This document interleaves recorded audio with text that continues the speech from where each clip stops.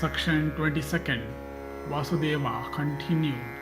Then, O thou foremost of the Bharata race, taking up my beautiful bow, I began to cut off with my arrows the heads of the enemies of the celestials from half that car of costly metals, and I began to discharge from the Sharnga many well-looking arrows of the forms of snakes, capable of going at a great height and possessing intense energy. And O perpetuator of the Kuru race, I could not then see the car of costly metals, for it had vanished through illusion. I was then filled with wonder. Thou host of the Danavas, then, O Bharata, of frightful visages and hair, set up a loud howl while I was waiting for it in that fierce battle. I then, with the object of destroying them, fixed on my bowstring the weapon capable of piercing the foe, if but his sound was inaudible. Upon this, their shouts ceased, but those Danavas that had sent up that shout were all slain by those shafts of mine, blazing as the sun himself, and capable of striking at the perception of sound alone. And after the shout had ceased at one place, O mighty king, another hell proceeded from another quarter. Thitherto also I sent my shafts. In this way, O Bharata, the Asuras began to send up hells in all the 10 quarters above the across. These were all slain by me, viz. Those that were in the skies and that were invisible, with arrows of diverse forms and celestial weapons, inspired with mantras. Then, O hero, that car of precious metals, capable of going anywhere at will, bewildering my eyes, reappeared at Pragjyotisha. And then the destroying Danavas of fierce form suddenly drowned me with a mighty shower of rocks. And O thou foremost of monarchs, torrents of rocks falling upon me covered me up, and I began to grow like an ant hill with its summits and peaks, and covered along with my horses and charioteer and flagstaffs with crags on all sides. I disappeared from sight altogether.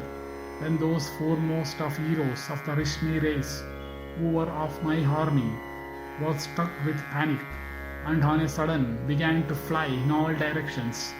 And beholding me in that plight, O king, the heaven, the firmament, and the earth were filled with exclamation of woe and alas.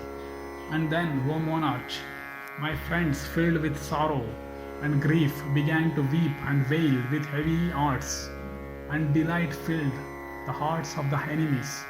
And O thou who never waverest, I heard of this after I had defeated the foe. And then, wielding the thunderbolt, that favorite weapon of Indra, capable of riving stones, I destroyed that entire mass of crags. But my steeds, afflicted with the weight of the stones, and almost on the point of death, began to tremble.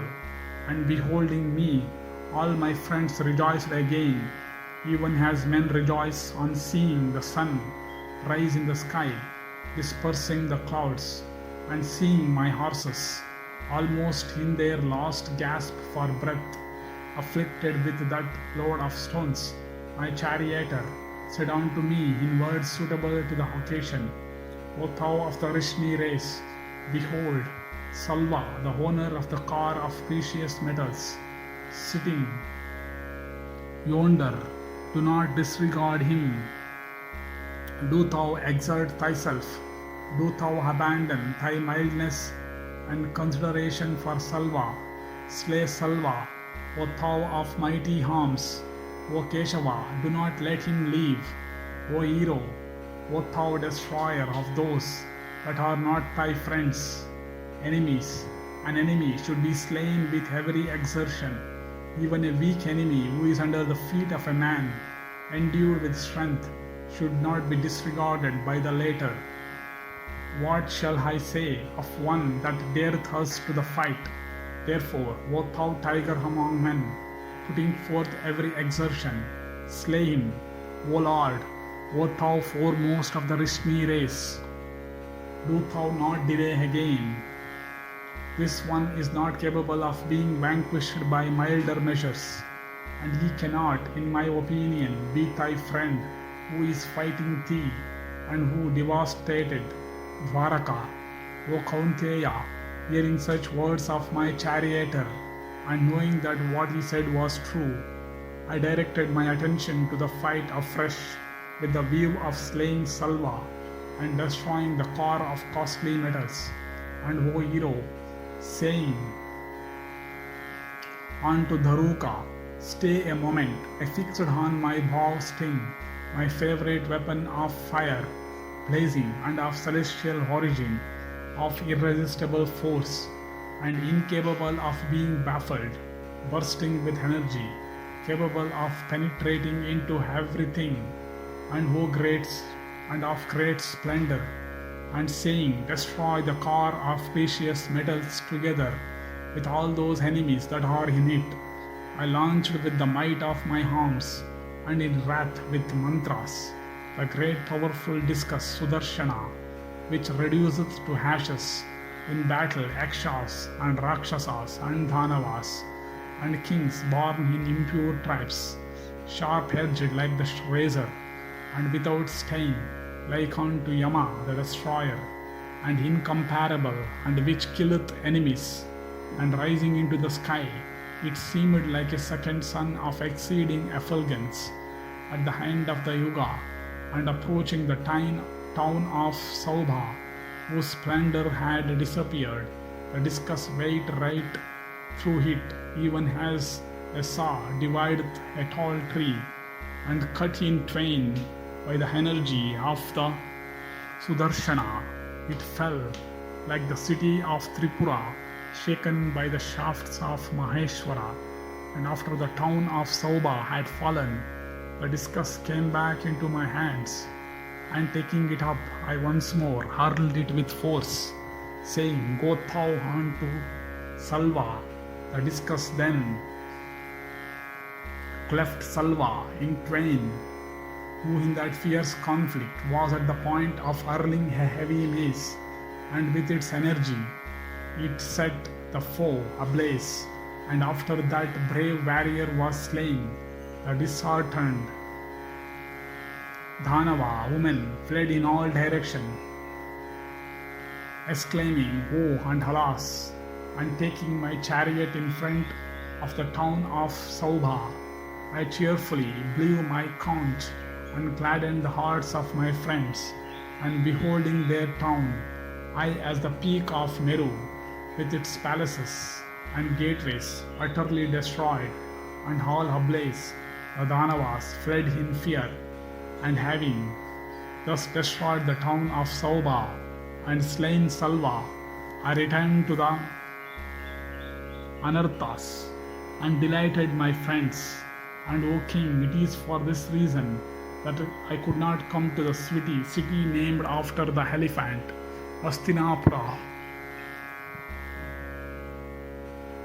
O destroyer of hostile heroes, O warrior, if I had come, Suyodhana would not have been alive, or the match at dice would not have taken place. What can I do now? It is difficult to confine the waters after the dam is broken. Vaisampayana continued, having addressed the Kauravas thus, that foremost of male persons of mighty arms, the slayer of Madhu, possessed of every grace, saluting the Pandavas, prepared for departure, and the mighty armed hero reverentially saluted Yudhishthira the just, and the king in return, and Bhima also smelt the crown of his head, and he was embraced by Arjuna, and the twins saluted him with reverence, and he was duly honored by Dhaumya, and worshipped with tears by Draupadi, and causing Subhadra and Abhimanyu to ascend his golden car, Krishna mounted it himself, worshipped by the Pandavas, and consoling Yudhishthira, Krishna set out for Dwaraka on his car resplendent as the sun, and onto which were yoked the horses Saivya and Sugriva.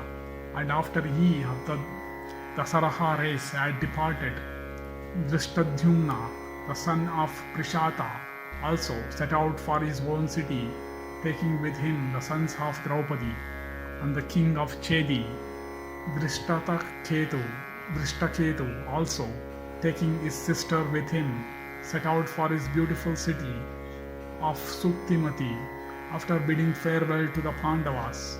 And O Bharata, the Kaikeyas also, with the permission of Kunti's son, possessed of immeasurable energy, having reverentially saluted all the Pandavas, went away, but the Brahmanas and the Vaishyas and the dwellers of Yudhishthira's kingdom, though repeatedly requested to go, did not leave the Pandavas. O foremost of kings, O bull of the Bharata race, the multitude that surrounded those eye-souled ones in the forest of Kamyaka looked extraordinary, and Yudhishthira, honoring those high-minded Brahmanas, in due time ordered his men, saying, "Make ready the car." Thus endeth the 22nd section in the Arjunabhigamana Parva of the Vana Parva.